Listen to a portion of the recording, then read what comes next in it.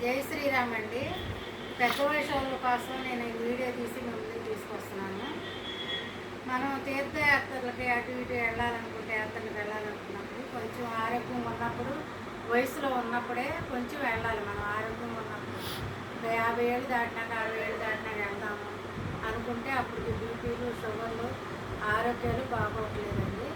మనం పెద్ద పెద్ద యాత్రలకు వెళ్ళాలనుకున్నప్పుడు కేదారినాథ్, బద్రీనాథ్ అలాంటి శారదాంబ యాత్రలకు అలాంటి యాత్రలకు వెళ్ళాలనుకున్న వాళ్ళు ఎవరైనా సరే కొంచెం ముందుగానే ఆరోగ్యం బాగున్నప్పుడే వెళ్ళండి. ఎందుకంటే ఆ యాత్రలకు వెళ్ళాలంటే బీపీలు, షుగర్లు, మరి ఆయాసాలు ఇలాంటివి ఉన్నప్పుడు వెళ్ళటానికి చాలా ఇబ్బంది పడతాం, ఊపిరాడదాం. ఇప్పుడు మరి కాశీ, రామేశ్వరం ఇలాంటి యాత్రల కంటే మనం మామూలుగా వెళ్ళి రావచ్చు, పర్లేదు, అంత ఇబ్బంది ఉండదు. మీకు 50 ఏళ్ళు దాటిన తర్వాత ఈ యాత్రకి ఎప్పుడైనా వెళ్ళొచ్చండి.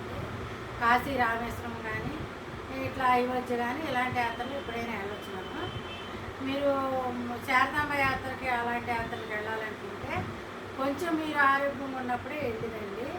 భగవంతుడు మనకి దేహాన్ని ఇచ్చాడు కనుక ఆయన ఇచ్చిన దేహం కనుక మనం భగవంతుని స్మరించుకుంటూ మనం వెళ్ళాల్సిన యాత్రలకి వెళ్ళి తిరిగి వస్తే మనకి మనశ్శాంతిగా మనకి జన్మించినందుకు భగవంతుడు మనం వెళ్ళాము, ఆయన చూసి వచ్చామన్న తృప్తి మనకు ఉంటుంది.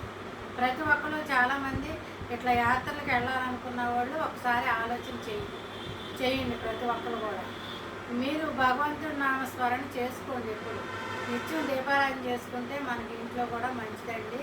ఇప్పుడు ఒక చిన్న పిల్లలు, చిన్న వయసు వాళ్ళు చేయలేకపోతున్నారు, వాళ్ళ బిజీ లైఫ్లో వాళ్ళు చేయలేకపోతున్నారు. కానీ మనలాంటి వాళ్ళం అయితే నిత్యం దీపారాధన చేసుకోవటం, ఏమైనా భగవంతుడికి సంబంధించిన బుక్స్ ఏమైనా ఉంటే చదువుకోవటం, ఇలాంటివి చేసుకుంటే చాలా మంచిది అన్న ఉద్దేశంతో ఈ వీడియో తీసి మేము ముందుకు తీసుకొచ్చానండి.